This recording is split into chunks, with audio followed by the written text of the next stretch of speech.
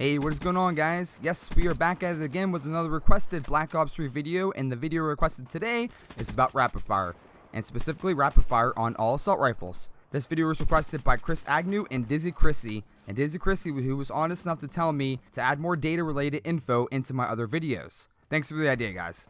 Okay, to get it started, to measure rapid fire, we have to use RPM, and since many of you may not know what RPM means, I'm going to tell you before I start throwing them all at you. RPM means rounds per minute. So what that means, it's the measurement of how fast bullets will fire out the gun without reloading. I go through each assault rifle and test RPM with and without rapid fire. It's a very interesting test as rapid fire sometimes is effective and sometimes not. You may just want to stick around throughout this video to see if it's worth it to use that slot for rapid fire when you select your favorite assault rifle. I will also give you a bonus tip around the end of the video that relates to rapid fire and what you can do to be more effective in your game when you have it on. Alright, without further ado, let's do this.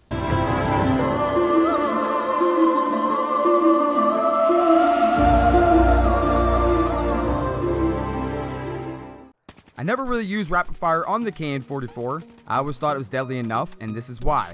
It shoots at 621 RPMs and only takes 2.9 seconds to empty the standard 30 round clip. If you use rapid fire on the KN-44, it becomes much deadlier with an RPM of 692 and 2.6 seconds per clip. Now I'm actually thinking about using rapid fire on the KN-44. The KN-44, when compared with and without rapid fire, it is a plus 71 RPM increase. That averages around a bullet and a half faster firing time, so I feel it would be worth it. Many feel the XR2 will be much better with the rapid fire. Let's see what it is without rapid fire though. It fires 450 RPM or 150 bursts per minute with a 4-second empty time per clip. That sounds pretty slow to me.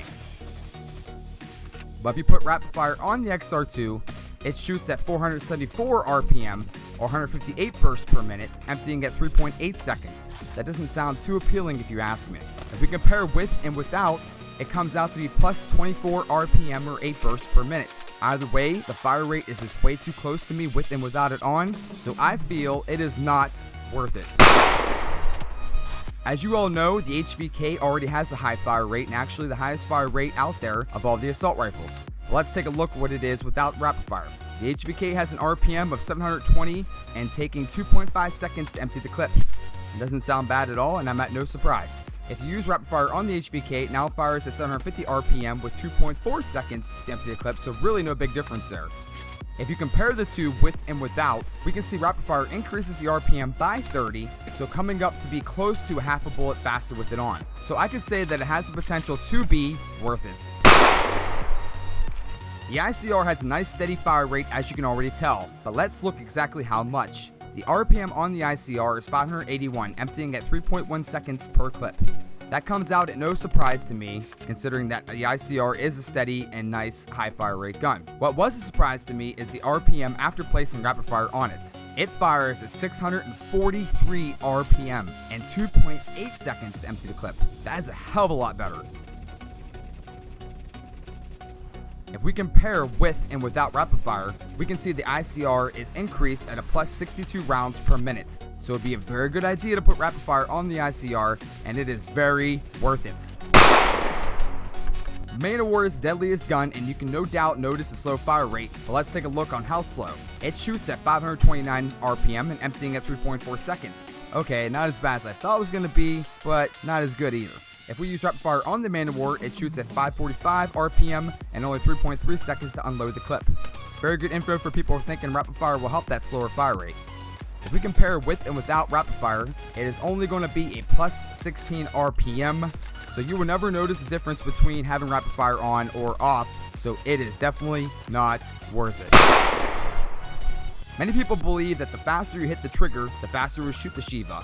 Well, I am sorry to say that is false. There's a limit to how fast you can fire the Sheiva. Here's the max the Sheiva can fire at 255 RPM, emptying at 4.7 seconds per clip.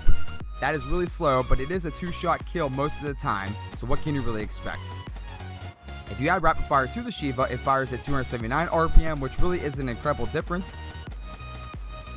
Comparing it with and without rapid fire, we can see the Sheiva shoots at a plus 24 RPM, so it is really up to you considering that it is again a 2-shot kill weapon on most ranges.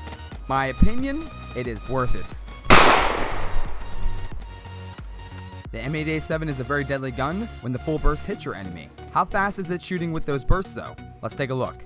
The M8A7 shoots at 600 RPM with 3.2 empty time per standard clip. That came at no surprise as it is noticeably a fast fire rate. However, if you use rapid fire on the M8A7, there is absolutely no change in fire rate as it still shoots at 600 RPM and 3.2 seconds time per clip. So it is going to be a wasted slot. We can see that the fire rate is identical and using rapid fire increases it with a big fat goose egg. So it is obviously not worth it. Alright guys, that is all for me and all of the assault rifles, and as I promised in the beginning of the video, if you made it this far, you earned this bonus tip. You may already know about it, but just in case you don't, I will tell you. If you want to know how to cancel your reload animation, since you can't just sprint to do it now, here's how. When you empty your gun and you go to reload, wait until it shows you're reloaded in the right bottom corner. Once it shows that 30 or 20 or whatever you're using as a gun, once it shows that, quickly press YY on your Xbox or triangle on your PlayStation and you can cancel the rest of the animation. This works best with fast hands since it switches weapons faster. Alright, if you guys have any questions, don't hesitate to shoot me a comment or email. If you enjoyed or got something out of this, you know what to do. Kill that like button.